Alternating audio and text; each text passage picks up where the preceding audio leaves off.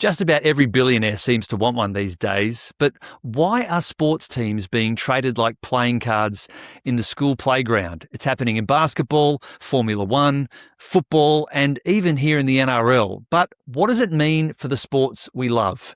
And are we creating a sports valuation bubble where the price of owning a team is rising faster than the business underneath it?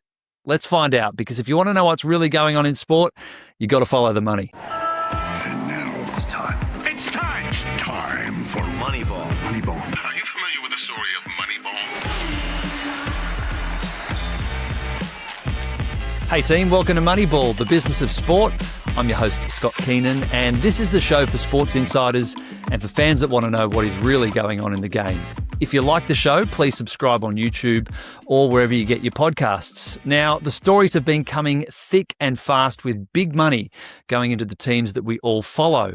$12.5 billion US for the LA Lakers, a deal reportedly done in just 72 hours. Private equity giant EQT has taken a majority stake in the Melbourne Storm in the NRL. New billionaire-backed investment has gone into Liverpool FC in the Premier League. And here in Australia, all 17 NRL clubs have reportedly proposed something pretty extraordinary: invest in and help build the NRL's 20th team themselves, with the potential to eventually sell it. Rich people buying a sports team, well, it's nothing new, but something does feel a little bit different about what's happening at the moment. Private equity, venture capital, family offices, tech billionaires and institutional money, it's all coming into sport, and they're increasingly looking at sport as an investment class, and you can understand why. There's a few reasons. Sports teams have incredibly loyal fans. Live sport remains enormously valuable, and the biggest clubs have global audiences. Same with things like F1 as well. And they've got one thing that most businesses don't have, and that, my friends, is scarcity. And the prices being paid are pretty bloody extraordinary. So the question today really is, are sports teams still under-monetized, or is all this money chasing a finite number of assets that's pushing up valuations beyond the businesses underneath them? And if valuations keep going up, who will actually be able to afford to own a sports team in the future? Well, Murray Bennett has spent a career on pretty much every side of the sports business. He's been on Moneyball before. He's held senior roles at ESPN, World Rugby, Formula One and DAZN. And today, through his consulting company, 26 West Sport, he advises sports organisations, partners and investors, which makes him absolutely perfect to talk about why sports teams are becoming an asset class of their own. So Murray, welcome back to Moneyball. Great to be back. Thanks for having me. Absolutely, mate. And let's start with the obvious question here. Why does every rich person suddenly want to own a sports team? Well, who wouldn't want to own a sports team? If your business is, mining or, raw material production or anything like that, I think it's kind of nice to, if you've got the spare cash, to have the trophy asset off at the side. I mean, I think that's a sort of the glib answer. And, there is certainly an element of truth in that in terms of people's passion and the excitement that sports brings. But there's also some underlying economics, which we can go into, which kind of also make it, something that bucks the market trends, if you like. Yeah, because, rich people buying clubs isn't a new thing. We've seen it for a long, long time. You take the Premier League, for example, that's happened forever and a day, certainly over the last 20 or 30 years, and TV money is a big part of that. We'll talk about that. But what else has changed? Why do you think sports teams and franchises and even leagues, the Big Bash League in Australia, are being considered for sale as well? Why is sporting teams and franchises becoming an asset class of its own? There's an element to it, which is wherever you can build long-term revenue certainty, and I'm sure we'll go on to talk specifically about NRL, but, when you've got, as we did on the last episode, when you've got sort of 7 years, or in the case of the NRL, 2 plus 7, 9 years of knowing what one of your biggest revenue streams is going to be, that all of a sudden makes it very attractive to have that revenue certainty from an investor perspective. And that's what they're looking at. They're looking at two things. What's the recurring, quote unquote, guaranteed revenue? And then secondly, how can they improve the businesses? Because I think certainly looking at it from the outside, there are a lot of people who think that they're smarter than the people already working in the sports business and can significantly improve whatever it is, ticketing, hospitality, sweating venues, whatever it is. And so I think that they look at that. And so you've got this kind of three-pronged thing. We've got the passion that we first talked about. We've got some elements of revenue certainty in certain cases, and a genuine belief that they can improve the asset, which will help it beat the trend of investing money elsewhere. And I think there's another question too, isn't there? When someone's buying a sports team, is the asset the club, or is it membership of an elite competition where there's scarcity for those, few products that exist within that ecosystem? Well, it's definitely the scarcity thing is important. And, your point about the league is it varies according to the league structure. So if you look at something like US leagues or NRL for that matter, or AFL, you've got sports which have gated entry, meaning that you can't just through merit or other ways get into the league other than through an expansion franchise as an investor. If you look at Premier League, yes, a lot of people have been coming in, but if you look, it seems like people are doubling down on the more expensive assets. So whether that's people like Liverpool, who don't remember the last time Liverpool were relegated, if they ever have been. But the point being is that they're generally occupying the top half of the table and staying away from those relegation battles. Because the last thing, and you saw it, my club is Tottenham Hotspur, and Tottenham Hotspur finished the last place above the relegation last year. And all of the conversation revolved around the 250 million loss a year, lost revenue that Tottenham would have by dropping into the championship. And, that promotion relegation, that leakage makes it slightly more... it's more volatile, isn't it? Yeah, more unpalatable for investors.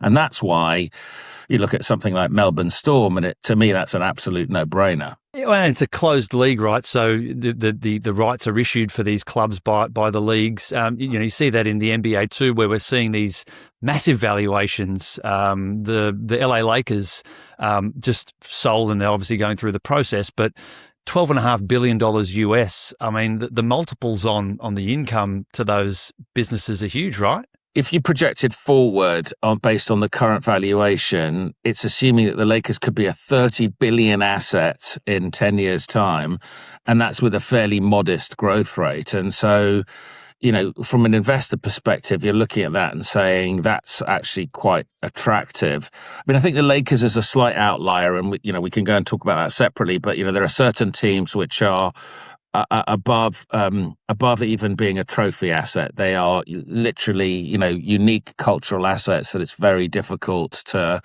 ever get the opportunity to be part of the ownership group of.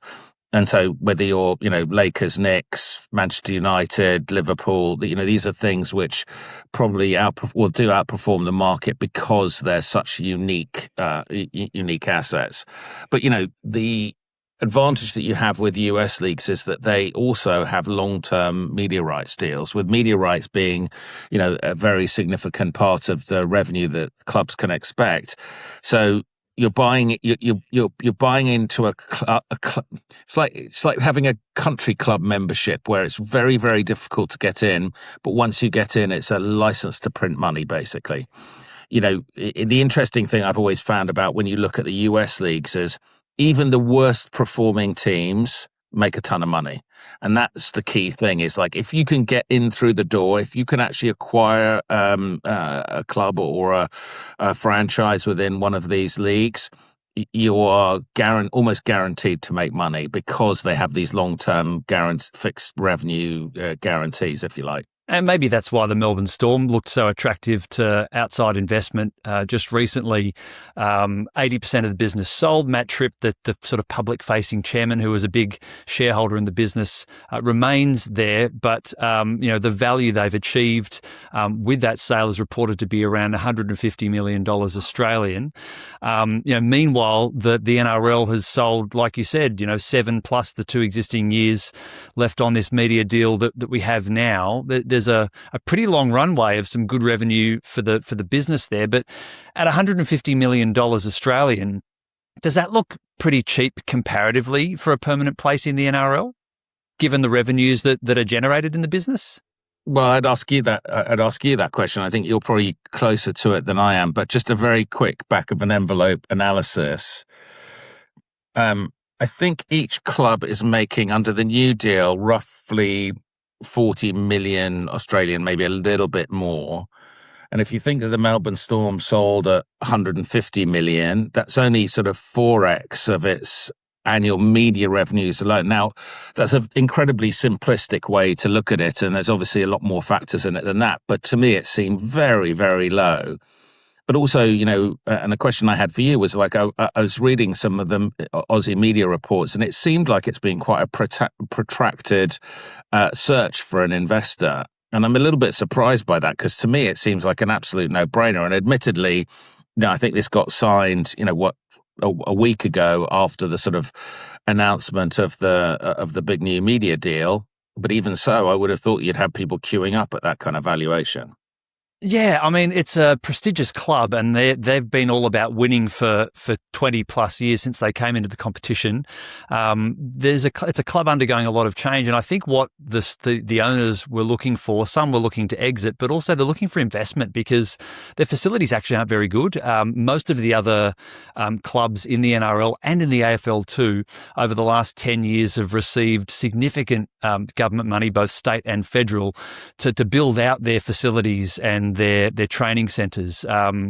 Most clubs now have high performance centres, and the Melbourne Storm don't. They're co-located with Melbourne Victory in the A-League and the Melbourne Demons in the AFL in at Amy Park. They share a gym. Their office facilities are sort of crammed in there as well.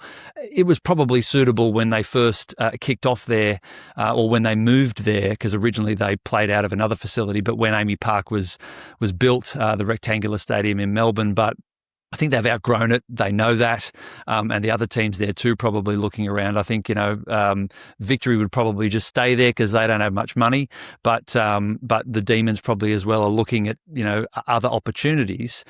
Melbourne Storm, though, they need investment because I'm not aware of government money yet that they've procured for their facilities like some of the other teams have. So I know that part of this deal was about trying to find investors who would help to build towards those new facilities in the future. Maybe that's why the value maybe wasn't as high as you thought it might have been, or it could be in the future.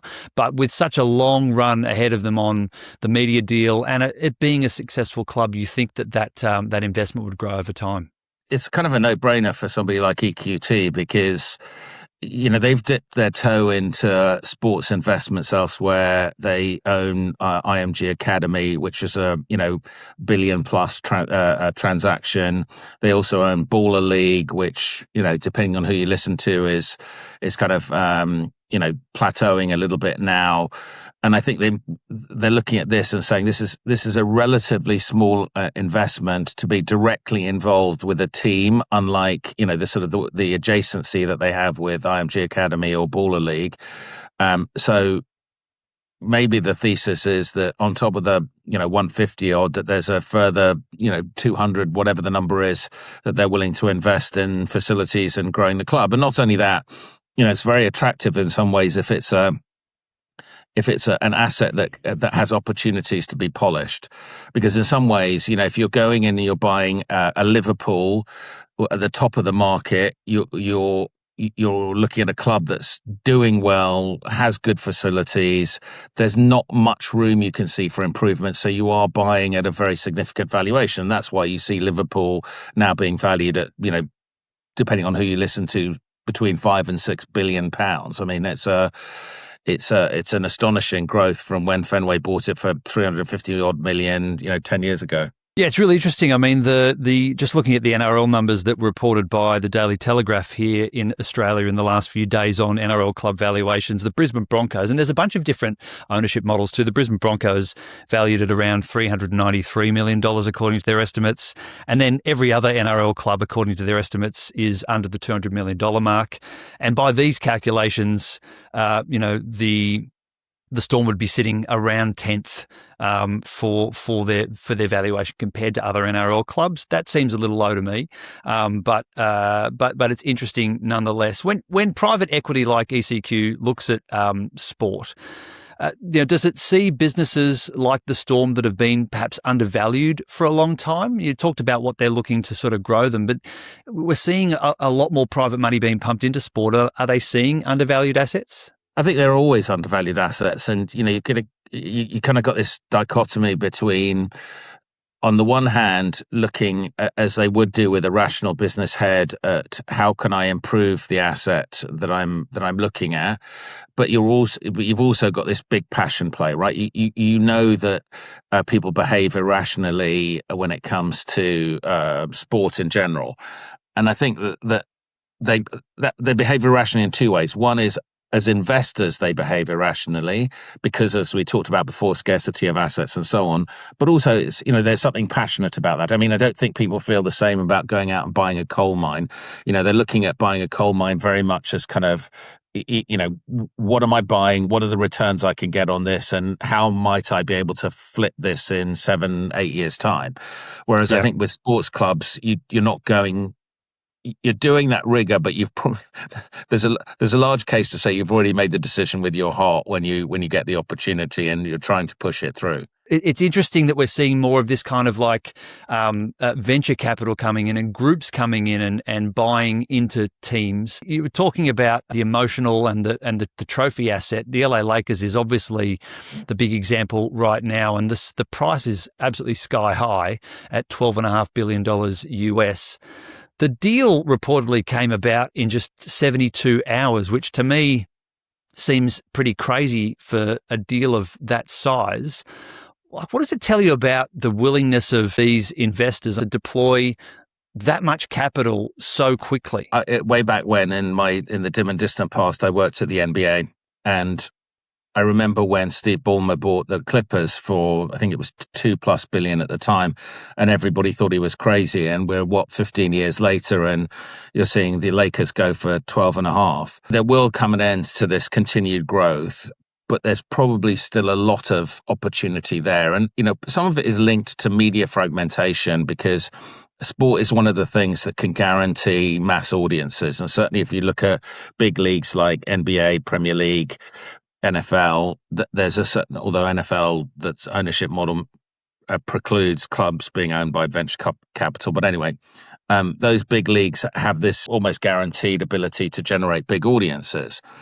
I think in terms of, to answer your question specifically, it sounds odd to say this, but it was a distressed sale. So the previous owner of the Lakers is going through some issues and needed to liquidate very quickly. I think the thing that perhaps you and I find sort of an anathema with private equity is that in the States, the leagues like NFL, NBA, MLB, NHL, from day one have been run as purely commercial assets, right? They've got very little cultural relevance, in the sense that, yes, they built cultural relevance over time, but they are still based on being purely commercial assets. And I think that's probably one of the things that, looking at it from the outside, NRL, you're seeing this shift where, and this tension is going to grow about commercial decisions being made where people feel some level of ownership over the clubs.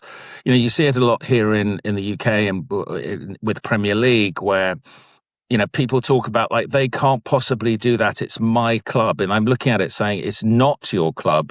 You merely pay into that club, but it's you don't have any ownership stake in it. So when you write letters complaining about so-and-so being transferred or increases in ticket prices, it's really falling on deaf ears, because these are increasingly being run as commercial assets rather than cultural institutions. And I think that's the big key here to this whole conversation. It's the shift in the way that sports teams are becoming less about sport and more about the commercial opportunity and growth. And that brings us back to the story that first got me interested in this and talking to you about this today.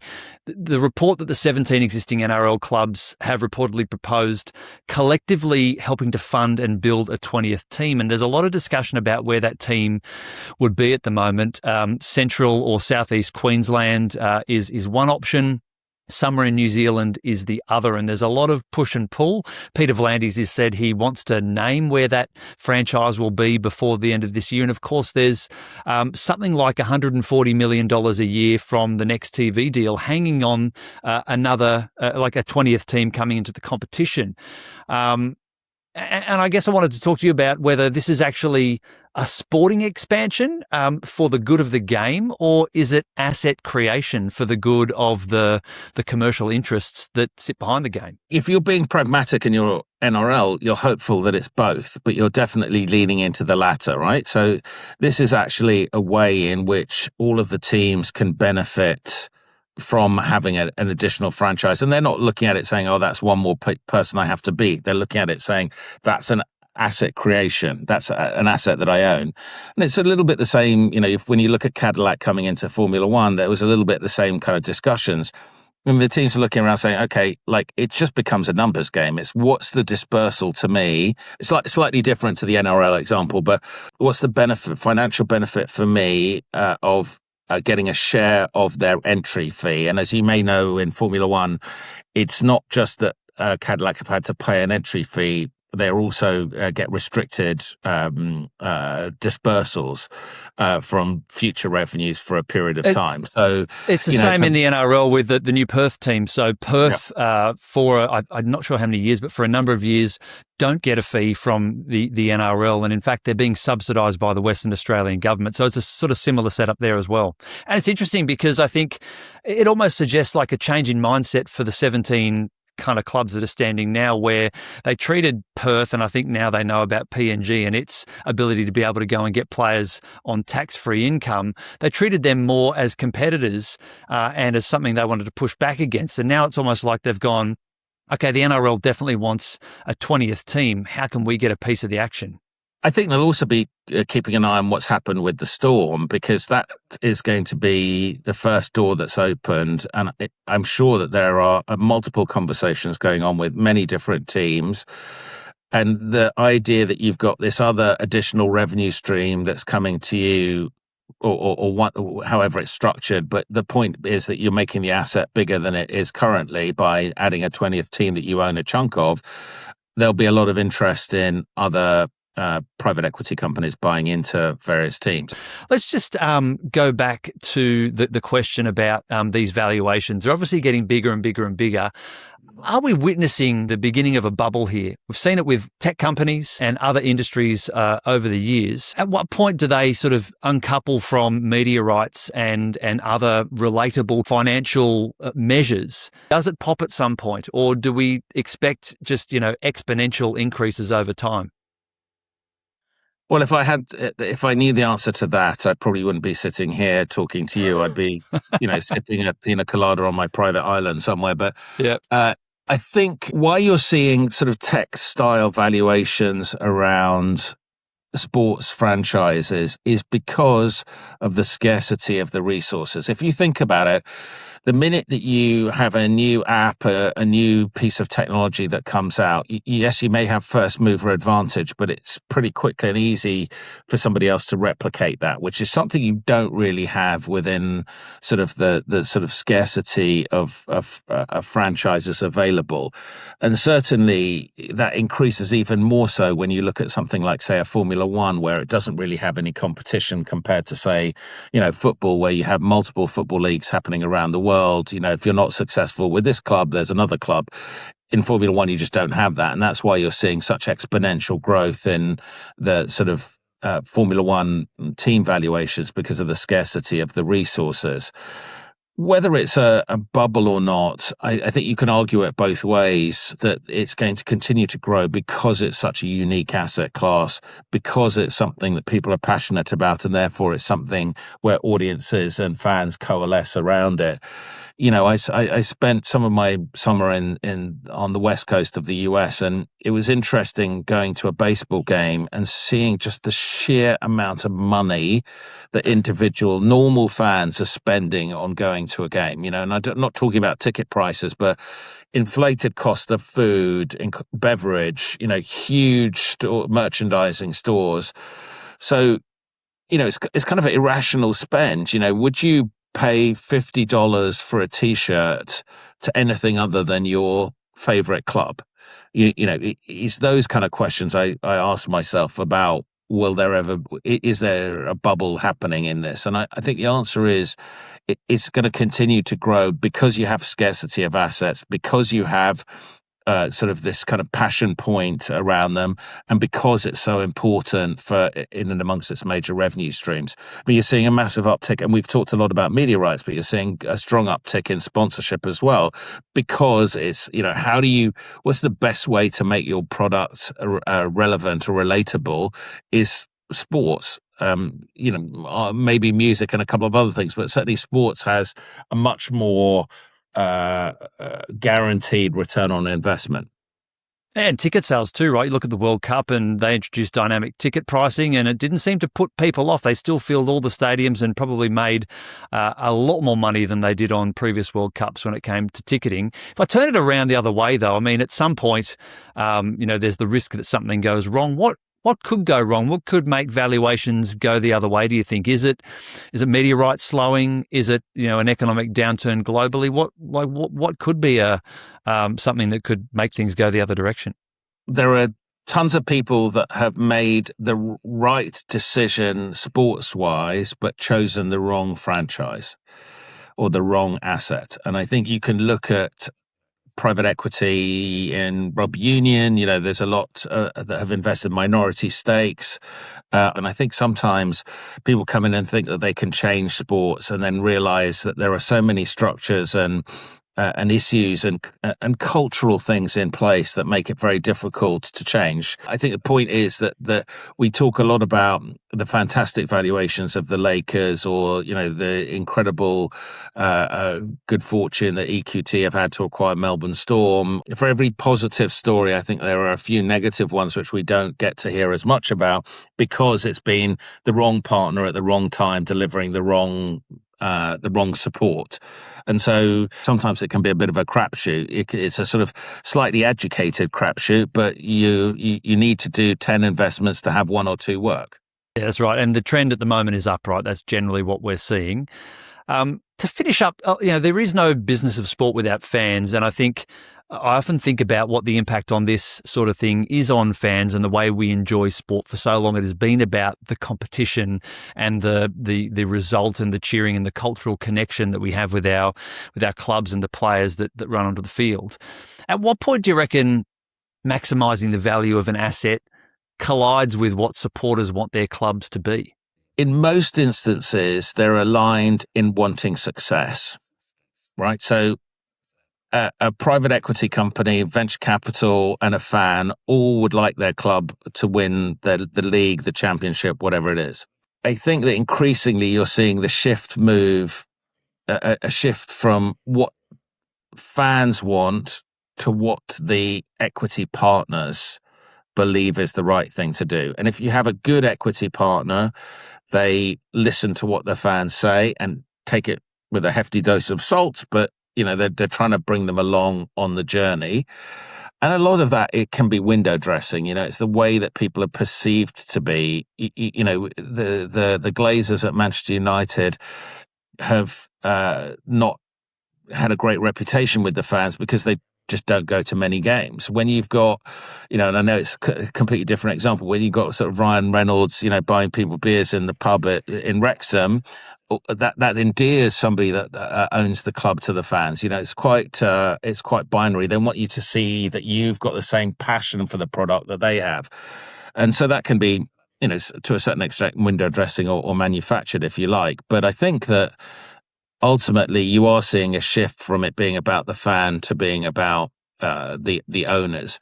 I mean, one thing that sort of always irritates me, and I can say this as a Tottenham Hotspur fan, is that when Daniel Levy was the chairman of the club, people would go inside the club and then pull out these banners saying Levy out. And I'd always look at it and say, this is a bit ridiculous, right? Because it's like, do you not get that you've just bought your ticket and you are now unveiling a banner saying you want the management to change. Well, do you think he cares now that he's got your money? I mean, the smartest thing to do is to burn your season ticket or to stop going to the club. But that's an anathema to the fans. And so I think it's a sort of a protracted way of saying that fans are so elastic in their love for their sport or their club that often they're becoming less and less important in the decision-making process until they start voting with their feet. And that means stop buying shirts, stop buying season tickets, and stop watching. And at the moment, we've not seen that really happen. And I think about it at United where, ticket prices went up, but it was at a time when, performance wasn't great and, fans wanted investment in player transfers and bringing better players to the club. And I think that's the thing I think about where they're not necessarily always on the same path when you're trying to drive something as a business with a sporting outcome, but ultimately with like a financial gain. It's not the same as a benefactor coming into a club who happens to be wealthy and spends a lot of money owning, buying and building a club because it's the club that they supported when they were a kid or whatever and wanted it to do well. It's sort of two different types of ownerships that we're seeing. Right sense? Do you think those kind of owners make the right decisions?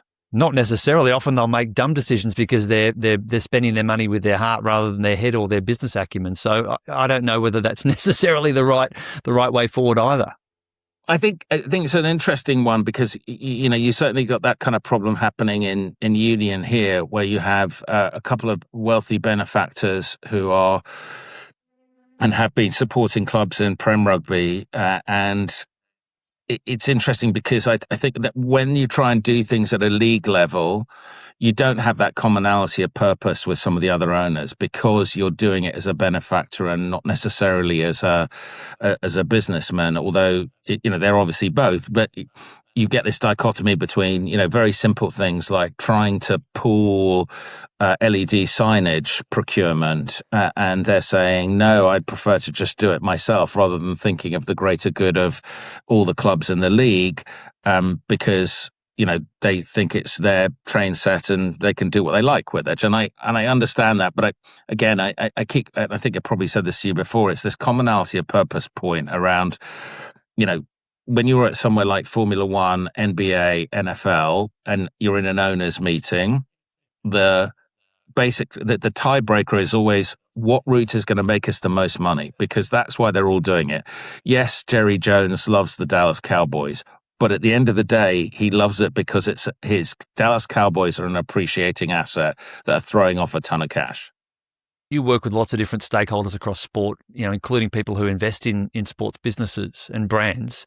If there was one sport right now, and somebody came to you and said, hey, I've got a spare $1 billion that I'm looking to invest in sport, where do you reckon you'd point their nose? It's kind of a boring answer, but I would do it with a closed. I'd look for only closed leagues.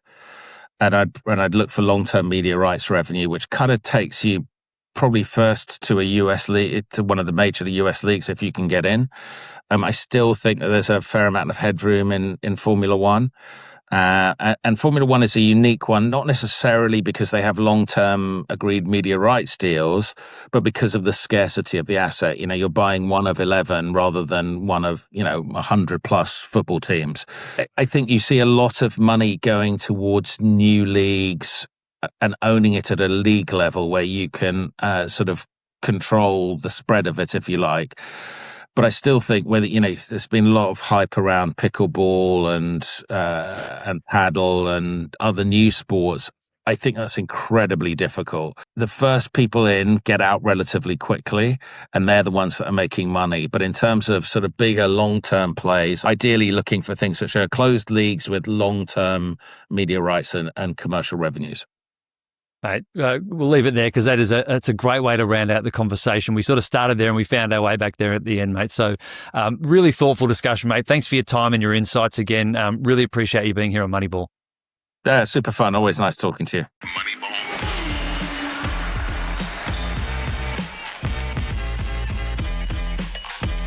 Well, maybe the sports valuation bubble isn't about to pop. Murray's view is that the really valuable asset isn't necessarily just the team, it's the team's place in the competition, a place in a closed league, no relegation, long-term media deals and predictable revenues, and crucially limited supply, that scarcity that we were talking about. There's only so many NBA teams, so many NFL franchises, and so many places in the NRL. And if more and more money keeps chasing a fixed number of assets, well, those valuations are going to keep rising over time, which brings us back to where we started. Sports teams might be bought and sold like playing cards in the schoolyard, but they're playing cards that nobody can print any more of. And that is the Moneyball Takeout for today. If you enjoyed the episode, subscribe on YouTube or follow the show wherever you get your podcasts. And until next time, thank you for watching and listening. And remember, if you want to know what's really going on in sport, you've got to follow the money.